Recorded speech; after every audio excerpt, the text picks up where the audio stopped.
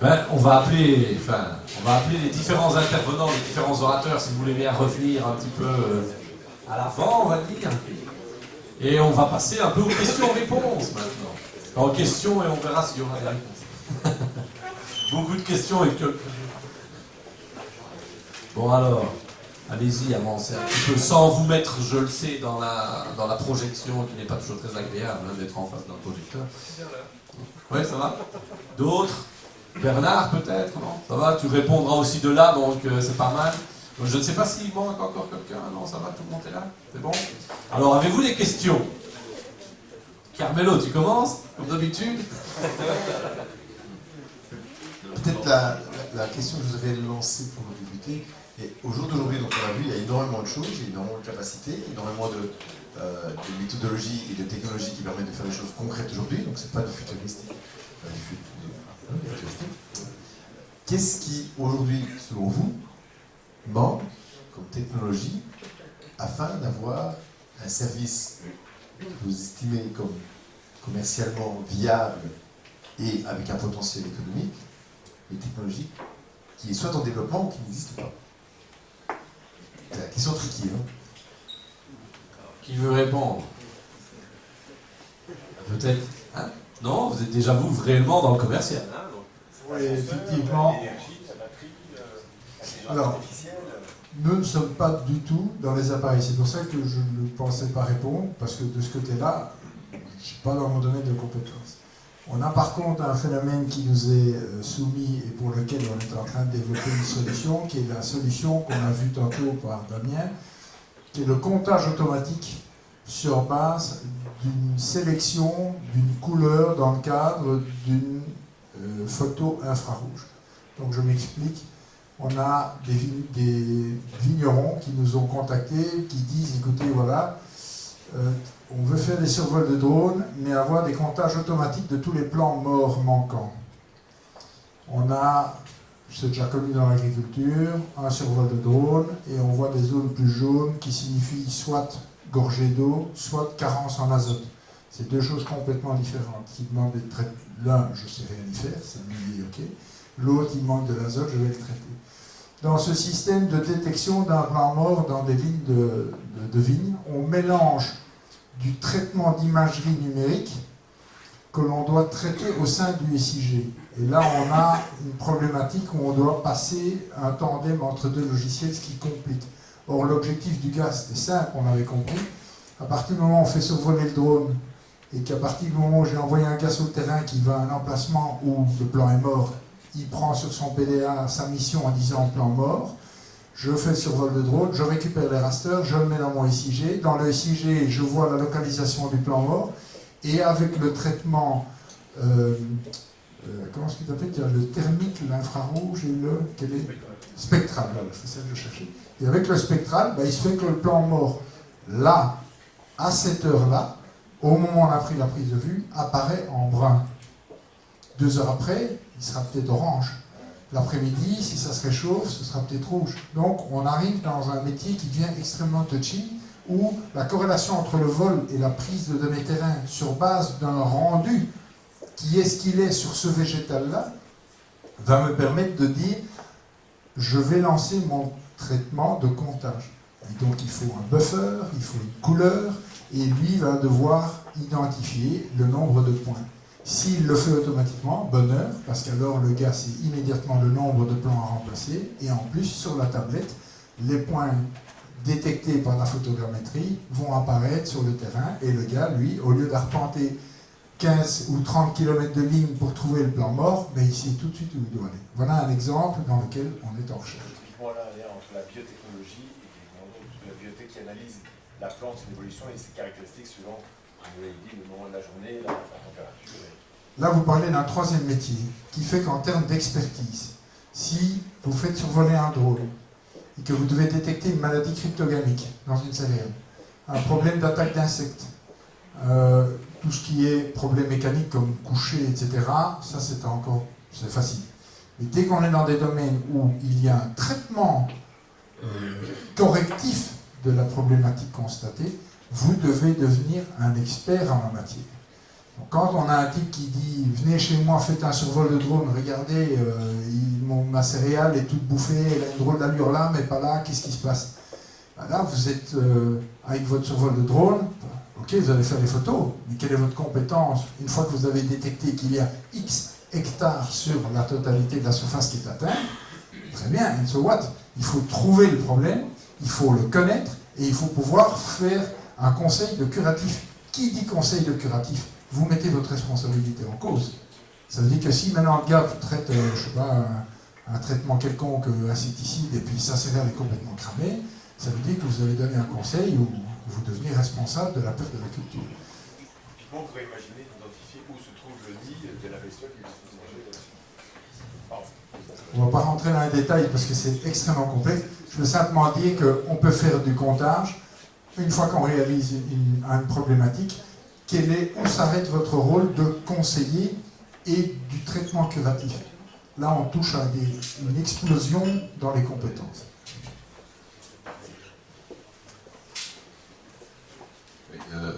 Votre question était qu'est-ce qui manque à la technologie aujourd'hui, hein?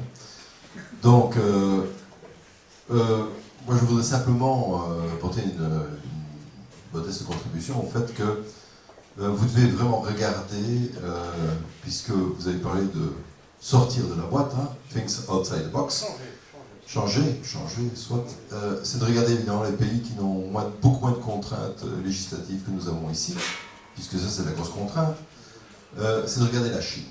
Donc l'altitude minimale ou maximale pour les drones en Chine c'est de 1000 mètres d'altitude, 1 km, qui sera relevé à 3 km en 2020. Ils ont organisé les licences pour les pilotes de drones en janvier 2015. Le montant des inscriptions est de 900 000 candidats pilotes.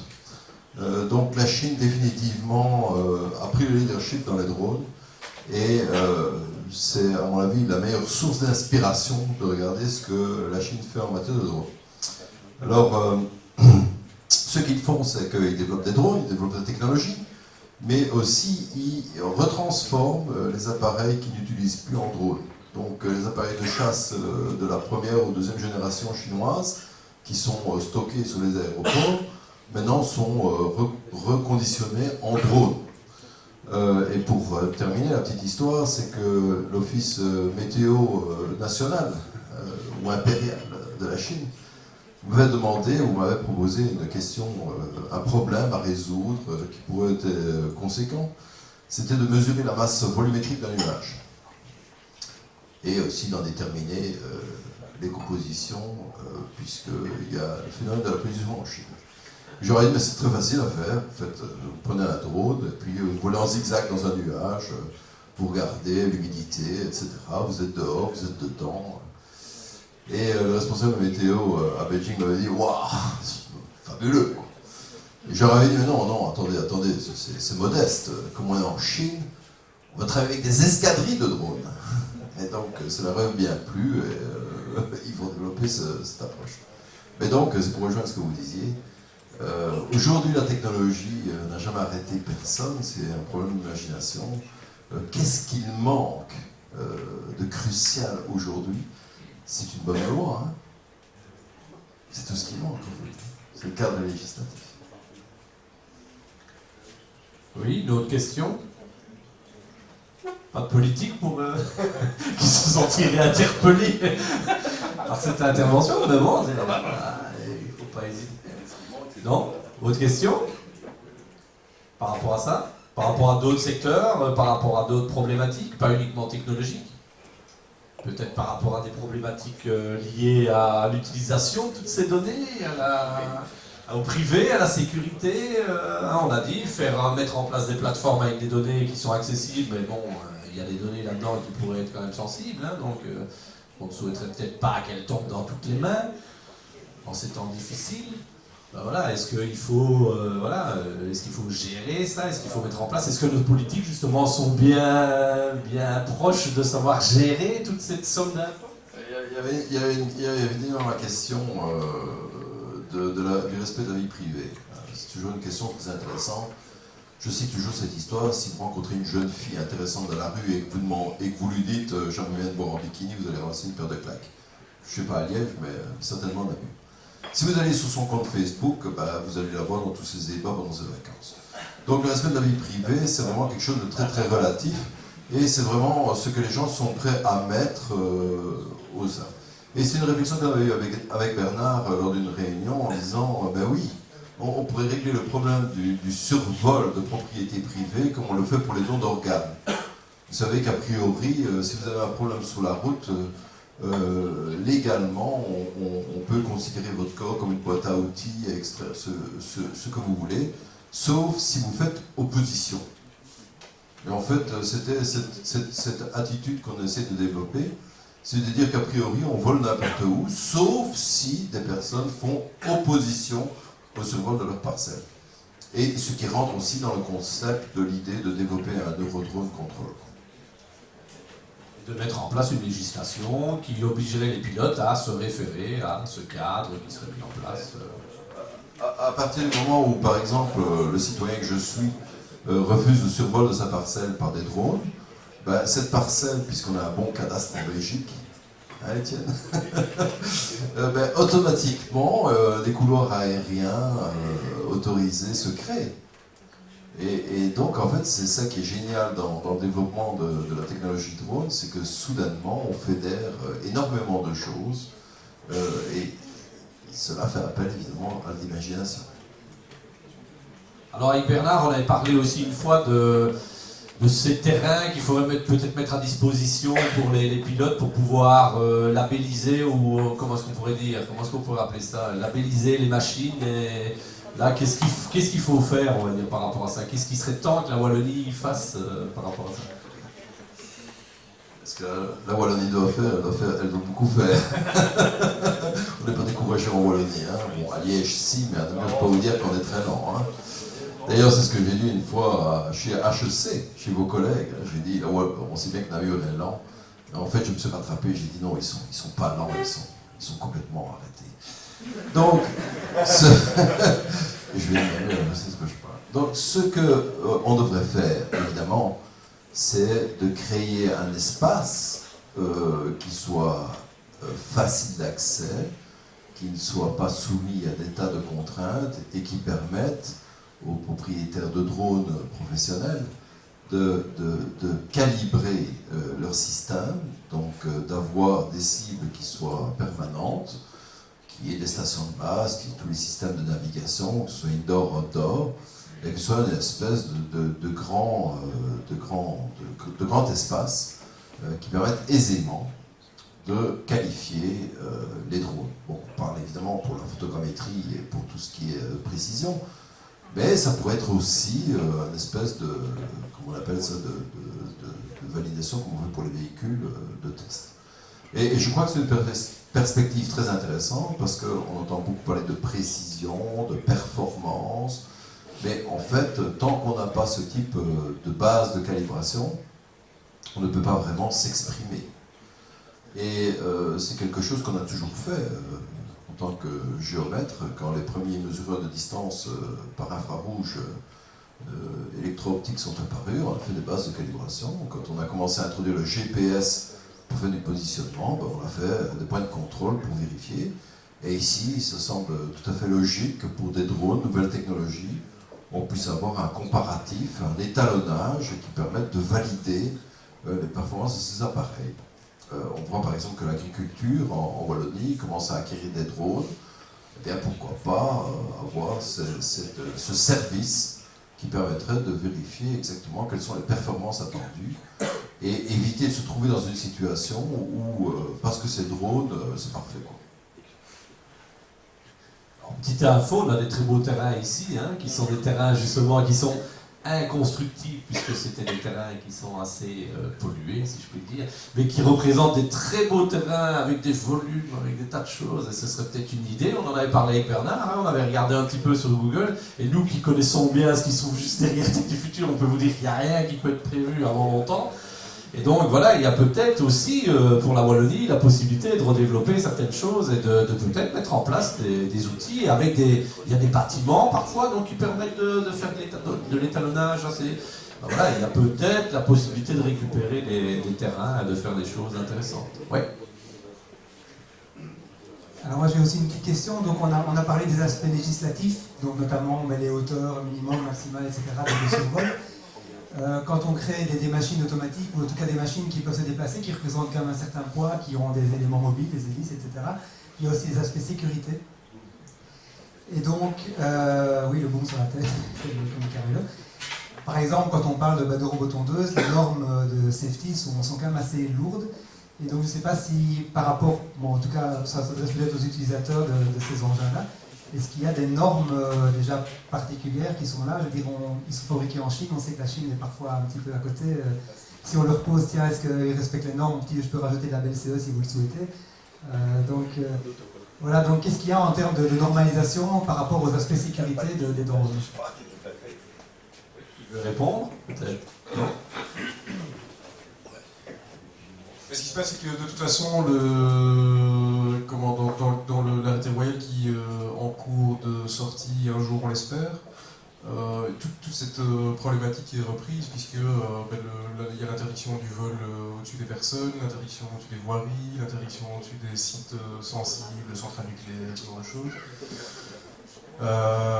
Donc il y a déjà toute une part qui est intégrée dans l'arrêté royal, et ensuite à côté de ça, parce qu'on parlait des produits chinois, c'est vrai, c'est jamais que des composants électroniques qui sont mis ensemble, avec une batterie qui a quand même sa sensibilité, qui pour un oui ou pour un non peut, si elle est mal utilisée, brûler, exploser, avec tous les dégâts que ça peut engendrer. Une machine non contrôlée qui tombe dans une machine comme ça, il faut se dire que c'est clairement une tronçonneuse qui vole. J'ai vu un article récemment comme quoi il y a un bébé qui s'était fait sectionner l'œil sur un événement parce qu'il y a un drone qui lui est tombé dessus. Donc c'est une problématique qui est vraiment importante, parce qu'il est hors de question d'aller imposer à des gens au sol de prendre un risque qu'ils n'ont pas choisi de prendre juste pour faire une belle photo. Ça, on est bien d'accord. Après, effectivement, on n'est jamais à l'abri, que ce soit américain, chinois, russe, on n'est jamais à l'abri d'un composant électronique qui claque et qui déstabilise la machine et qui perd le contrôle. Ça peut arriver avec n'importe quoi, une voiture, avec un ordinateur, enfin n'importe quel appareil qui contient l'électronique. Maintenant, voilà, c'est important de... c'est ça toute la part de difficulté de déterminer une activité professionnelle ou non. C'est de prendre en compte toutes ces problématiques-là. Donc par exemple, quand on me demande sur un événement de filmer les gens, je dis ok, pas de souci. Si on me demande de filmer les gens et passer au-dessus d'eux à 2 mètres, je refuse. Ou même passer au-dessus d'eux tout court, parce que il est hors de question à un moment donné de faire prendre le risque à 50 personnes au sol de se prendre une tronçonneuse en pleine figure. Enfin, c'est inimaginable. Après, il y en a d'autres qui le font. Je trouve que c'est totalement inconscient. Mais voilà, c'est comme un bûcheron qui utilise une tronçonneuse dans les bois, il ne va pas courir vers les gens avec sa tronçonneuse. Voilà, c'est du bon sens. Maintenant, effectivement, on en parlait justement tout à l'heure là avec quelqu'un dehors, le bon sens, c'est toujours très relatif d'une personne à l'autre. Et c'est effectivement un des problèmes. Alors, un autre problème, c'est la difficulté de contrôler tout ça, puisque un appareil comme ça s'est mis en œuvre en quelques minutes. On fait voler très facilement à 1 km, 2 km, voire si on a les systèmes qui le permettent à 10 km de distance. Donc c'est très difficile à vérifier. Effectivement, c'est un des problèmes, et ça fait partie du bon sens de l'utilisateur de justement prendre en compte ce genre de problème dans sa manière de travailler.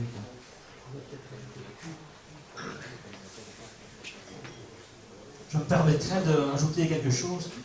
Depuis le début de notre association, ça fait à peu près 3 ans qu'on réfléchit, qu'on travaille ensemble avec une concrétisation il y a 1 an par un statut légal en forme d'ASBL.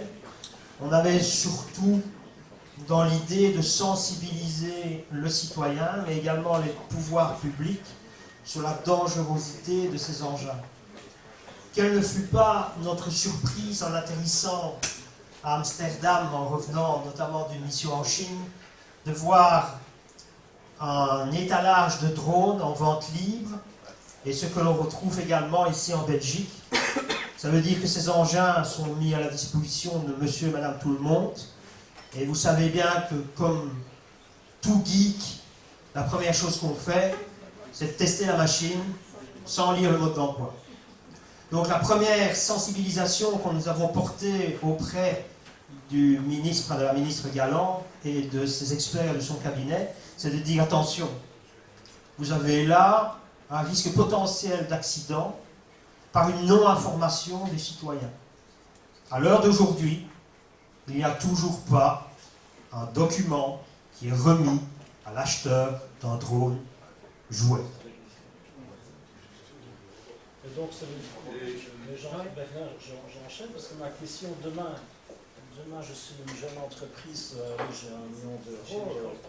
J'ai 1 million d'euros, qu'est-ce que je fais? Je vais monter mon entreprise pour me lancer dans les usages d'un drone. Donc j'achète un drone, mais je ne peux pas, même avec l'arrêté, qu'est-ce que je fais? Mes responsabilités, quel est le cadre? Oui, le cadre législatif, il est là, mais j'ai plein d'idées pour appliquer et le mettre en œuvre. Je peux aller rechercher des affaires pour sous-traiter au niveau des communes. Bon, voilà, je suis un homme très dynamique. Moi, demain, au mois de mai, qu'est-ce que je peux faire en coût, moyen? Quel est le cadre? Quel est le soutien? Vous avez un consortium? Qu'est-ce que je fais? Ben, je pense que la première, il y a plein de trucs, hein. la première application, et ce qu'il faut se dire pour l'utilisation du drone de manière sécurisée, c'est de voler dans des endroits où on va limiter les risques. C'est-à-dire que déjà, il n'y a pas de personnes ni de biens. Donc on va déjà s'orienter vers des solutions qui sont orientées vers l'agriculture, ou tout ce qui est agroforesterie, etc. Ou si on a un souci, que la machine tombe dans un champ, on risque juste de mettre peut-être le feu à la parcelle, et puis c'est tout. Ce qui est également intéressant, c'est tout ce qui est les survols dans les propriétés privées, et j'entends par propriété privée, des propriétés où c'est une entreprise qui possède le terrain. On peut parler notamment du secteur minier. Et là, on fait notamment énormément de travaux avec des drones, surtout lorsqu'on fait des cubatures. Alors, ce qui implique quoi? Ça veut dire que pour avoir des rendements parfaits, on fait soit ces relevés lorsque les personnes sont en pause, un peu comme il y a un tir de mine également. On pourrait imaginer la même chose en disant ok, allez vous planquer, on va faire un survol de drone pour faire une cubature dans une carrière. Ou alors, faire des relevés quand la carrière est fermée. Là, on évite tous les risques et en plus, on évite toutes les nuisances dues à des objets qui seraient en mouvement, des véhicules, des grues et que sais-je. Donc ça, c'est les premiers pas à faire. De toute façon, par la porte ou par la fenêtre, nous serons confrontés à l'usage des drones dans notre avenir. Qui va définir la responsabilité civile à l'heure actuelle? On en parle avec les assurances notamment. Les assurances sont en train de développer des produits. Et puis bon, le cadre légal est là. Et il sera sûrement, implémenté par l'Europe.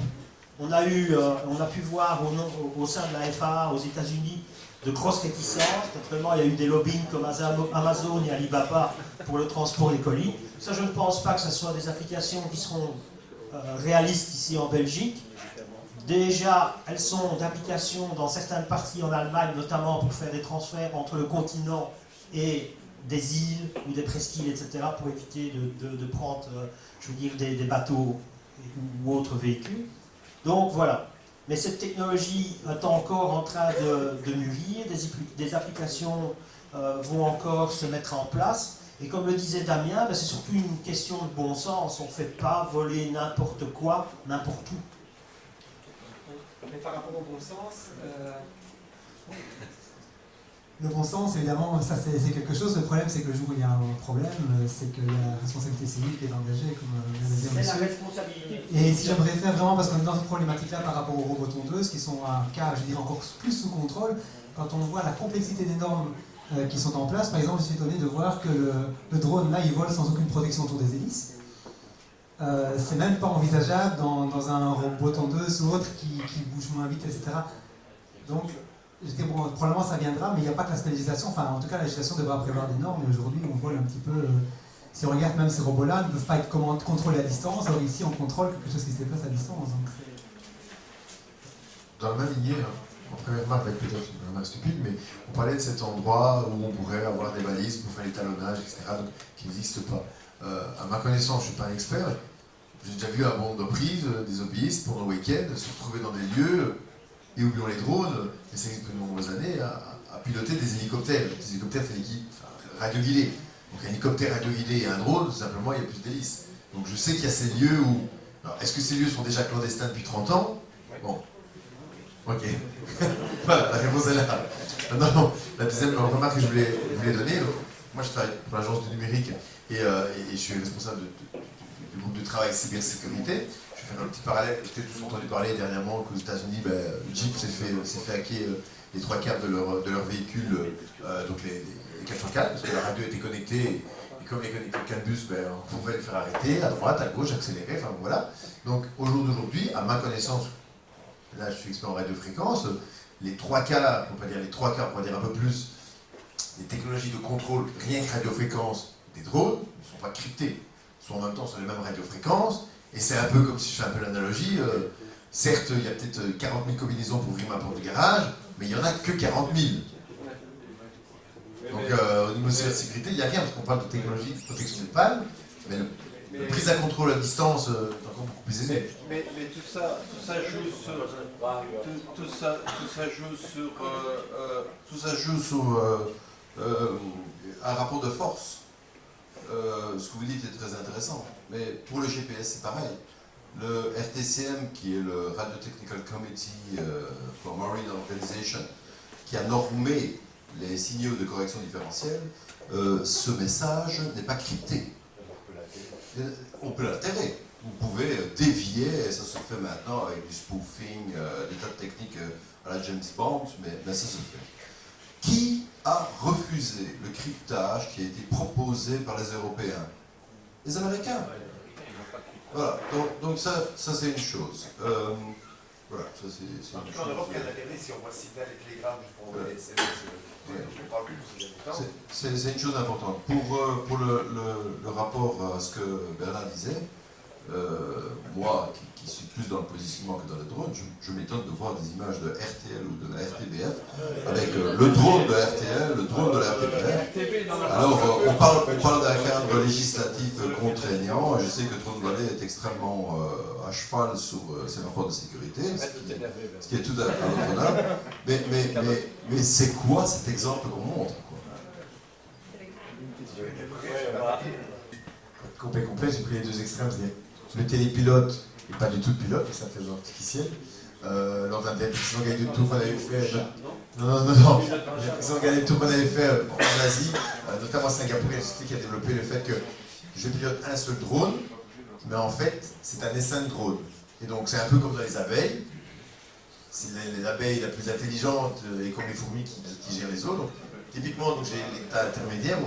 Je pilote officiellement en tant que télépilote avec ma licence, obtenue par le gouvernement belge, nickel, mon drone.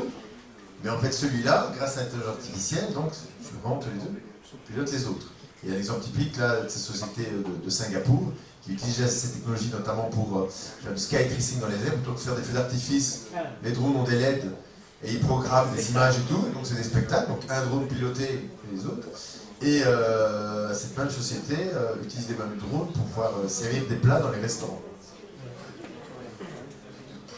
De grâce, et Bernard peut en témoigner, de grâce arrêtons ces clichés avec la Chine. Vous savez... mais est-ce qu'ils ne sont pas quand même plus laxistes? Non, ils sont pas plus laxistes. Mais non. Je veux dire, c'est du délire. J'ai rencontré un député à Namur qui était en charge des relations internationales, et notamment de la Chine, qui m'a raconté des histoires à dormir debout sur le fait que la Chine c'est très grand, ils sont 1,480 milliard, nous on n'est rien du tout. Je suis désolé, quand vous parlez à un Chinois, vous êtes toujours vous et le Chinois. Voilà. Donc arrêtez de dire ça. Maintenant, au niveau des drones, ça va faire mal, c'est la piqûre, évidemment. La Chine a arrêté de copier, ou a suffisamment copié que pour intégrer la technologie. Et ils sont maintenant dans une phase où ils sont en pleine innovation, et c'est le message que je vais passer à Bernard d'ailleurs. Et ce que je vous dis ce soir, en plus pour les cartes GPS qui sont devenues vachement abordables par rapport aux autres, la Chine est maintenant dans une dynamique de créativité. Et ce serait, pour la Wallonie, ou même pour Liège, ce serait se tirer une balle dans le pied que de garder ces clichés, que maintenant ils vont tous nous bouffer avec la route de la soie, etc. C'est clair qu'ils cherchent des collaborations et que ça a toujours été comme ça dans le business. Et surtout, arrêtons de dire que parce qu'ils sont 1,480 milliard, ils peuvent se passer d'un certain pourcentage de leur population. Ça n'est pas vrai. Ce sont des gens, ce sont des parents qui ont des enfants, des fils et des filles, et les sentiments sont partout les mêmes. Ailleurs, arrêtez cette espèce de racisme de bas étage. Puis on peut clôturer pour tenir le timing. On a tenu un bon timing jusque maintenant. On n'a quasi jamais dépassé le timing. Les orateurs sont là, donc maintenant on va passer dans un autre mode de fonctionnement. Vous pouvez venir les trouver, leur poser des questions en live, je dirais, directement, et comme ça vous aurez des informations peut-être aussi. On va faire du networking. Oui, du networking et un échange plus one-to-one.